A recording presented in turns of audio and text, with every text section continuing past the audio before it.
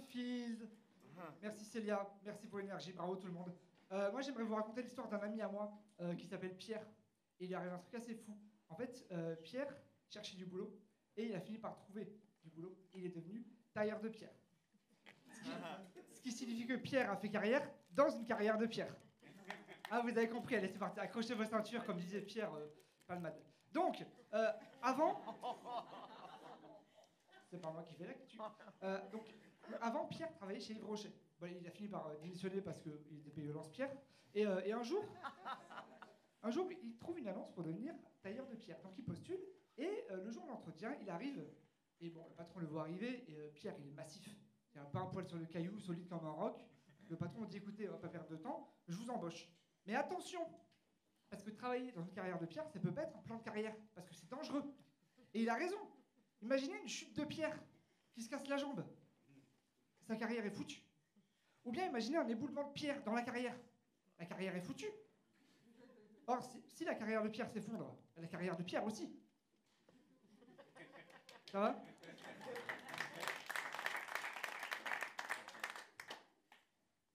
Si vous suivez toujours, il faut qu'on parle du meilleur ami de Pierre.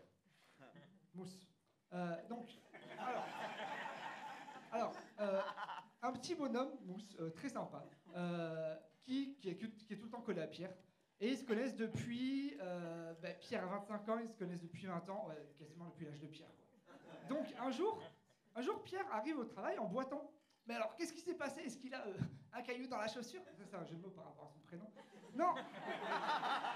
En fait, c'est vraiment le plus travaillé. Non, en fait, il s'était juste blessé. Rien de grave, mais son patron se dit, ah merde, il faudrait qu'il ait un coéquipier au cas où Pierre se blesse plus. Et Eureka, il se trouve que Mousse cherchait du boulot à ce moment-là. Donc Pierre, par ricochet, se dit qu'ils pourraient travailler ensemble. Il en parle à son patron, dit qu'il pourrait en plus faire d'une pierre deux coups et covoiturer. L'écologie, c'est important. Et le patron dit, bah écoutez, pourquoi pas, venez, on se rencontre tous les trois ce soir et on discute. Donc le soir, Pierre les invite chez eux, tous les deux, Mousse et le patron. Et il le met bien, il leur prépare des putains de pizzeries qu'il prépare dans un four à pierre, ce qui est normal vu qu'on est chez lui. Et la soirée se passe bien. La soirée se passe bien et le patron est content, il dit, bah écoutez, venez demain, Mousse, pour une journée d'essai.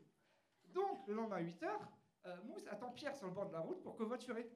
Petit problème, pris dans un sommeil de plomb, Pierre ne s'est pas réveillé. Du coup, Pierre est en retard. Donc il accélère, il donne tout ce qu'il a. Pendant ce temps, Mousse attend. Le problème, c'est qu'à la fin, il va super vite, il donne tout. Et à la fin, Pierre qui roule ramasse pas Mousse.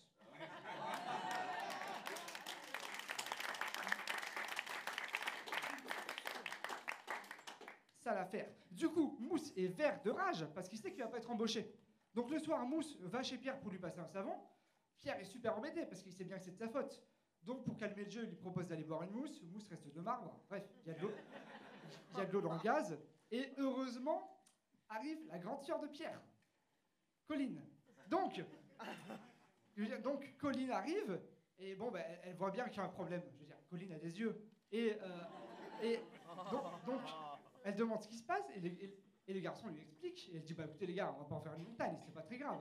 Demain, Mousse, tu vas travailler, et tu expliques la situation, et tu verras bien. C'est ce qu'il a fait. Mousse a été embauché parce que le patron est clément.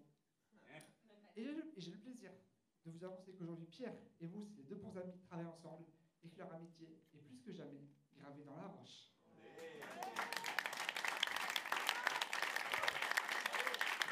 Merci tout le monde. Du bruit pour Jordan O'Malley, s'il vous plaît!